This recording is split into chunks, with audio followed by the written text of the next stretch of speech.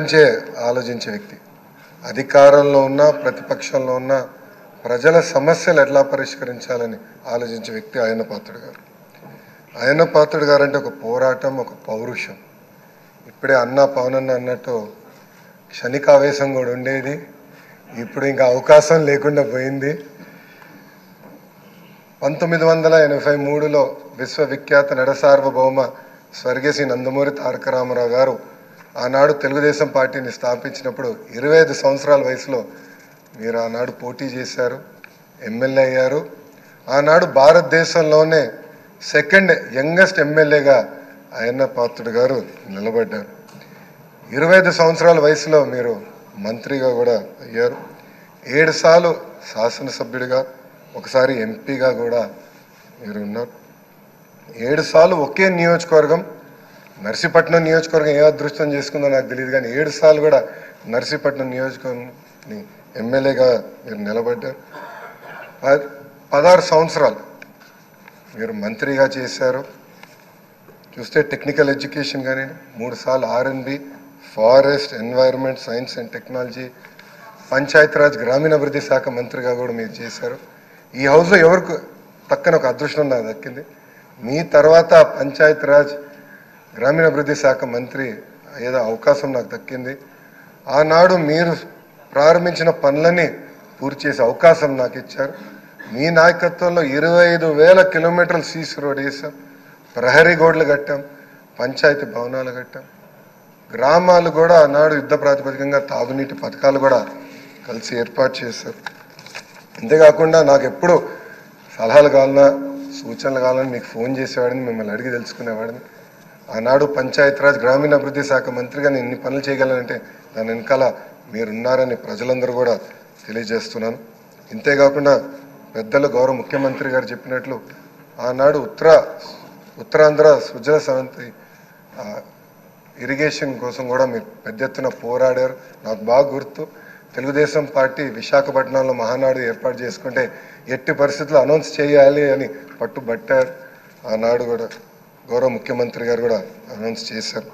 అంతేకాకుండా పార్టీలో కూడా పాలిట్ బ్యూరో సభ్యుడిగా, సీనియర్ నాయకుడిగా నాకు ఎప్పుడూ ఒక గైడెన్స్ ఇస్తూనే ఉన్నారు.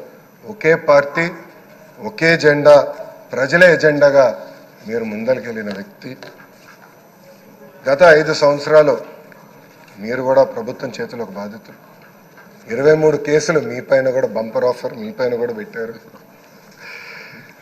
మీ పైన కూడా నిర్భయ కేసు పెడతాం కానివ్వండి, అని చేస్తాం, చాలా బాధాకరం.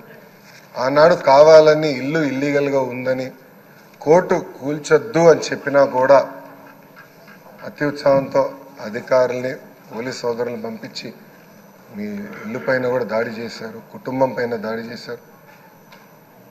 మీ భార్య కానీ 2 అబ్బాయిలు కూడా బాధితులై ప్రభుత్వం చేతుల్లో. ఆనాడు నేను నర్సీపట్నంకు వెళ్ళాను, కుటుంబాన్ని కలిసినప్పుడు వాళ్ళని ఒకటే అడిగాను, ఇక్కడికి మీరు ఎందుకు వచ్చారు? మీ అవసరం రాష్ట్రానికి ఉంది, ఏం పర్వాలేదు, అయ్యన్న పాత్రుడు గారు పోరాడతారు, ఎక్కడికి వెళ్ళరు, మీరు వెళ్ళి అందరు కార్యకర్తల్ని కాపాడండి అని తల్లి కూడా నాకు చెప్పడం జరిగింది. నేను అది ఎప్పుడూ మరవలేను. రాజకీయాలు చూసి పెరిగిన వ్యక్తి. ఒకప్పుడు శాసనసభ జరుగుతుందంటే రాత్రి 2-3 వరకు కూడా జరిగేది. ముఖ్యమంత్రి గారు, ప్రతిపక్ష నేత హోరాహోరీగా చర్చలు చేశారు. యువకులుగా మేమందరం చూసేవాళ్ళం. ఉందాతనంగా సభ జరిగేది. ఎవరన్నా స్పీడ్గా మాట్లాడినా రెండో రోజు సభకొచ్చి కొంచెం స్పీడ్గా మాట్లాడడం, క్షమించండి అని కూడా కోరిన రోజులు అందరం చూసాం. కానీ గత 5 సంవత్సరాలు అన్నీ లేకుండా పోయినాయి. ప్రజలు కూడా ఒక మాటలో చెప్పాలంటే శాసనసభని అసహించుకునే పరిస్థితి వచ్చింది. ఇది చాలా చాలా బాధాకరం. ఇక్కడ చాలామంది మొదటిసారి శాసనసభ్యులు ఉన్నారు. మీ నాయకత్వంలో నేర్చుకునేదానికి మేము ఈ హౌస్కి వచ్చాం. సభ సాంప్రదాయాలు ఏంటి, ఎలా ముందలు తీసుకెళ్ళనేది మీరు మమ్మల్ని అందరినీ గైడ్ చేయండి. యంగ్స్టర్స్గా గతంలో ఎట్లయితే సభ జరిగేదో, పెద్దలు ఎలా ఈ సభని నిర్వహించారో నేర్చుకోవాలన్న ఆలోచనతో మేమందరం ఇక్కడికి వచ్చాం. మీ ప్రోత్సాహం ఎప్పుడు మాకు ఉండాలని మిమ్మల్ని అందరినీ, అధ్యక్ష వారిని నేను కోరుతున్నాను. అంతేకాకుండా మాకు నాయకత్వం అందించండి, లీడర్షిప్ ఇవ్వండి. హౌస్ని మేమందరం మీరు చెప్పిన మాట మీద నిలబడతాం. గౌరవ ముఖ్యమంత్రి గారు మన మంత్రులు కలిసినప్పుడు మాకు చెప్పారు, ప్రతిపక్ష హోదా లేకపోయినా, ప్రతిపక్ష ఇక్కడ ఈరోజు హౌస్కి రాకపోయినా మనమే ప్రతిపక్షం అనుకోవాలి. ప్రజల తరపున నిలబడాలి, ప్రజల తరపున పోరాడాలి, ప్రజల సమస్యలు తెలుసుకోవాలి, ప్రజలకు కావాల్సిన చట్టాలు మనం తీసుకురావాలని చాలా స్పష్టంగా చెప్పారు. దానికి మీ సహకారం చాలా చాలా అవసరమని మిమ్మల్ని నేను కోరుతున్నాను. అయ్యనాథ్ పాత్రుడు గారిపైన ఎన్ని కేసులు పెట్టినా, ఎన్ని రకాలుగా హింసించినా ఆయన ఒకే మాట చెప్పేవారు, నేను తగ్గేదే లేదనేవారు. అహర్నిశలు పోరాడేవారు. గన్నవరం సభలో కూడా మీరు ఆనాడు వచ్చి మాట్లాడితే కూడా మరుసటి రోజు మీ పైన కేసు పెట్టి నాన్ బెయిలబుల్ వారెంట్ కూడా ఇష్యూ చేస్తాం చూసాం. కానీ అయ్యనాథ్ పాత్రుడు ఎప్పుడు తగ్గలేదు, ఎప్పుడు పోరాడితే ఉన్నారు. ఆ స్ఫూర్తిని మేము అందరం కూడా హౌస్కి తీసుకెళ్తాం.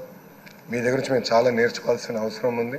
సో మా లాంటి యువకుల్ని ఈ హౌస్లో మీరు గైడ్ చేయాలని ఈ సభాముఖంగా కోరుకుంటూ నాకే అవకాశం ఇచ్చిన మీకు నా హృదయపూర్వక నమస్కారం.